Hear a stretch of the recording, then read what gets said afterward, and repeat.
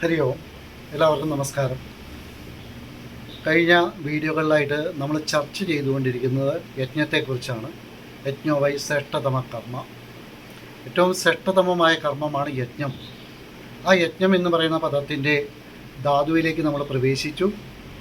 ദേവപൂജനം, സംഗതീകരണം, ദാനേഷു, ഇതാണ് യജ് ധാതുവിൻ്റെ അർത്ഥതലങ്ങൾ.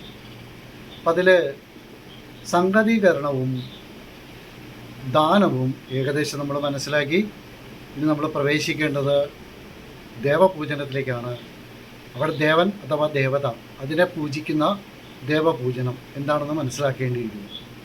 ഇവിടെ school of വേദാന്ത, അവിടെ അദ്വൈത ദർശനത്തിന് 3 ഘട്ടങ്ങളെക്കുറിച്ച് പരാമർശിക്കുന്നു. 1 ദ്വൈതം, 2 വിശിഷ്ട അദ്വൈതം, 3 അദ്വൈതം. അപ്പോൾ ഇതിന് 3 ആചാര്യന്മാരുണ്ട്.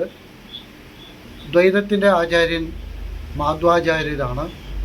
വിശിഷ്ടാദ്വൈതം രാമാനുജാചാര്യരാണ് അതിൻ്റെ ഉപജ്ഞാതാവ്. അദ്വൈതത്തിന് നമുക്കറിയാം, ലോകം കണ്ട മഹാമനീഷിയായ ഭഗവാൻ ശ്രീമദ് ശങ്കരാചാര്യ സ്വാമികളാണ്. ഒരു സാധകനെ സംബന്ധിച്ച് തൻ്റെ പ്രാഥമിക തലത്തിൽ ഈശ്വരനും ഞാനും എന്നുള്ളൊരു ഘട്ടമുണ്ട്. അപ്പോൾ ഈശ്വരനെ അറിയാനുള്ള ശ്രമമാണ് അവിടെ നടക്കുന്നത്. അപ്പോൾ അവിടെ ഉപാസനയുടെ തലമുണ്ട്. ഉപാസനയുടെ തലത്തിൽ ക്രമികമായിട്ട്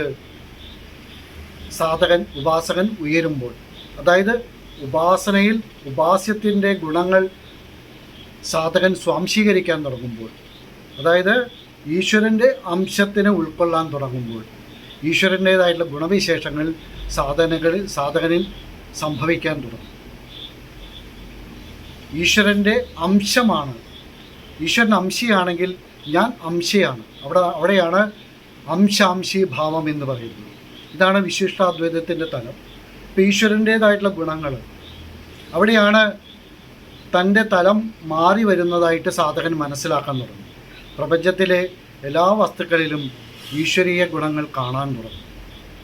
അവിടെയാണ് എല്ലാ ഗുണങ്ങളിലെയും ദിവ്യ ഗുണവിശേഷങ്ങൾ സാധകൻ അറിയാൻ തുടങ്ങും.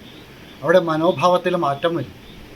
അപ്പോൾ ഓരോ വസ്തുക്കളിലും അതിൻ്റെ ഉപയോഗികത അവൻ തിരിച്ചറിയാൻ തുടങ്ങും. അതാണ് യഥാർത്ഥത്തിൽ പൂജ എന്ന് പറയുന്നത്. കാരണം നമ്മൾ കണ്ടു, പൂജ എന്നത് പൂർണ്ണതയിലേക്ക് ജനിക്കുകയാണ്. ഈശ്വരൻ പൂർണ്ണനാണ്.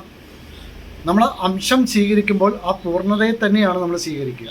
അപ്പോൾ പൂർണ്ണതയെ സ്വീകരിക്കുമ്പോൾ നാം അറിയാതെ അതിനോട് തോന്നുന്ന ഒരു ആരാധനാ മനോഭാവം തന്നെയാണ് പൂജ എന്ന് പറയുന്നത്. അപ്പോൾ ഇവിടെ ദേവപൂജനം എന്ന് പറയുന്നത് യജ്ഞത്തിൻ്റെ ഏറ്റവും മഹത്തായിട്ടുള്ള ഒരു തലം തന്നെയാണ്. അപ്പോൾ ഇവിടെ യജ്ഞം സംഭവിക്കുമ്പോൾ, അതായത് യജ്ഞം എന്ന് പറയുന്ന യജ്ഞഭാവന എന്ന് പറയുന്ന കർമ്മം സംഭവിക്കുമ്പോൾ ദേവപൂജനം സംഭവിക്കുന്നുണ്ട്, ദാനം സംഭവിക്കുന്നുണ്ട്. ദാനത്തെയും ആദാനത്തെയും ചേർക്കുന്ന അദനം എന്ന് പറയുന്ന സംഗതീകരണം സംഭവിക്കുന്നുണ്ട്. ദാമ്പത്യ ജീവിതത്തിലാണെങ്കിലും ഭാര്യാഭർത്താക്കന്മാരെ കൂട്ടിച്ചേർക്കുന്നതും സംഗതീകരണം തന്നെയാണ്. ഈ സംഗതീകരണം സമാജത്തിലെ എല്ലാ മേഖലകളിലും നമുക്ക് കാണാൻ പറ്റും. അപ്പം അങ്ങനെ എല്ലാ തലത്തിലും ശ്രേഷ്ഠമായ കർമ്മം ചെയ്ത് ഉത്തരോത്തരം നാം ഉയരേണ്ടതുണ്ട്. വീണ്ടും ഗംഭീരമായിട്ടുള്ള പല തലങ്ങളും ഈ വേദത്തിൻ്റെ തലത്തിൽ, ശാസ്ത്രത്തിൻ്റെ തലത്തിൽ നമുക്ക് കാണുവാനുണ്ട്. അടുത്ത വീഡിയോയിൽ നമുക്ക് വീണ്ടും കാണാം. എല്ലാവർക്കും ഒരിക്കൽ കൂടി നമസ്കാരം. ഹരി ഓം.